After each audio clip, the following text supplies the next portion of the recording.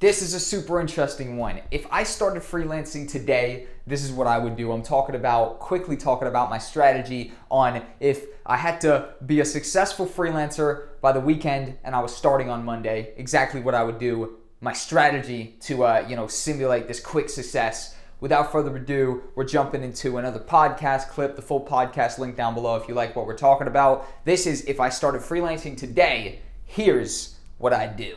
Welcome back to the Make Money Making Videos podcast. What would I do if I was starting today? This is how I'm going to wrap it up, right? What would I do if I was starting today? If I was starting today freelancing in general, right? In freelancing in general, I would make an account on Upwork and I would just be applying this stuff constantly.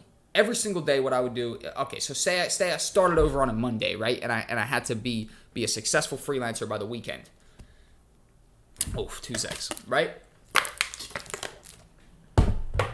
This is interesting. If I had to be a successful freelancer by the weekend and I'd started on Monday, this is what I would do. Monday, I'd make an account on Upwork, fresh account. I would apply for 30 jobs straight away. Or actually, my bad, hold on. We have to do this strategic because if I was starting today and I didn't have anything, what would I do? On the Monday, I would spend the whole Monday building a super, super powerful track record on the internet. So I would set myself up a really powerful portfolio, a really powerful show reel, and a really powerful video intro. You could skip the show reel potentially and just have a really powerful portfolio and a really powerful video intro. Fuck it. You could even just have a really powerful video intro, to be honest.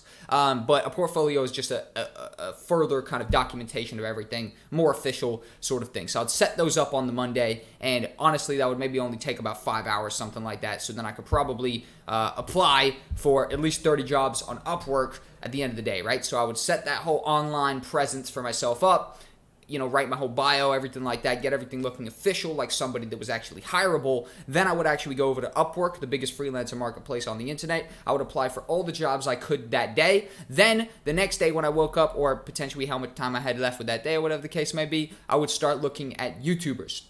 Flat out. So those would be the people I would be targeting on Upwork as well, is people who wanted long-term projects, right?